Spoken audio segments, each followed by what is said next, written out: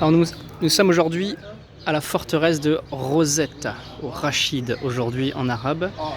C'est une forteresse qui a été construite à la fin du XVe siècle par les Mamelouks, qui a été agrandie par les Français pendant l'expédition d'Égypte en 1799 et plus tard des restaurations du président Moubarak en fin du XXe siècle. Alors pourquoi on vient jusque là? Parce que la route pour accéder ici, elle ressemble à rien, c'est assez sale et très pauvre. Et bien c'est parce qu'il y a une chose très importante qui a été découverte ici. Rosette, la pierre de Rosette. Alors qu'est-ce que c'est que cette pierre? Cette pierre en fait, c'est la clé de la description de cette langue qui a été perdue depuis longtemps, c'est les hiéroglyphes. Donc c'est une pierre où on voit des hiéroglyphes, on voit du démotique et on voit du grec ancien.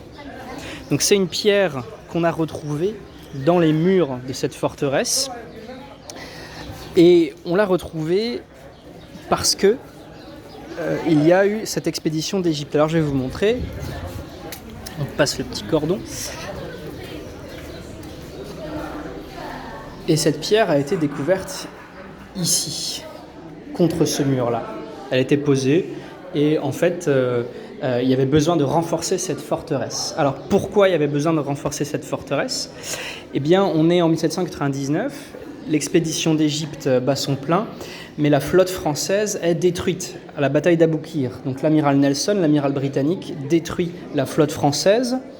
Et ce qui fait que les Français, donc Napoléon Bonaparte, général Bonaparte à cette époque, il ordonne de renforcer la forteresse parce qu'on sait que la flotte britannique est trop puissante. Alors on prend des rochers un peu partout pour fortifier et on trouve une pierre. Alors heureusement, la personne qui a trouvé cette pierre, elle se dit, là il y a des inscriptions un peu bizarres, il faut que je la donne aux scientifiques, il ne faut pas que cette pierre elle aille dans les fortifications, sinon elle va être perdue à tout jamais. Et heureusement, du coup les scientifiques l'ont étudiée et il a fallu plus de 20 ans pour que Champollion réussisse à déchiffrer les hiéroglyphes. La vraie question c'est pourquoi on avait perdu cette langue, pourquoi les hiéroglyphes avaient besoin d'être retrouvés. En fait c'est parce que lorsque l'Empire romain est devenu chrétien, donc au IVe siècle de notre ère, eh bien les langues, les cultes païens ont été supprimés, interdits. Donc comme il n'y avait que les grands prêtres égyptiens qui parlaient, qui savaient lire les hiéroglyphes, eh bien ça devenait interdit. Les hiéroglyphes étant interdits d'être utilisés, pour parler cette vieille langue, et bien 15 siècles plus tard, forcément, plus personne ne savait déchiffrer des hiéroglyphes. Et grâce à cette pierre, comme on connaît le grec ancien, le démotique, on arrivait à déchiffrer quelques parties, et du coup ça devenait plus facile on va dire, de traduire les hiéroglyphes. C'est surtout grâce aux cartouches. Un cartouche, c'est des parties hiéroglyphes encerclées qui sont utilisées uniquement pour les pharaons, pour les noms des pharaons notamment. Donc, comme il y a des noms de pharaons uniquement en cartouche, on arrive en premier à déchiffrer des noms de pharaons et ensuite on déchiffre le reste.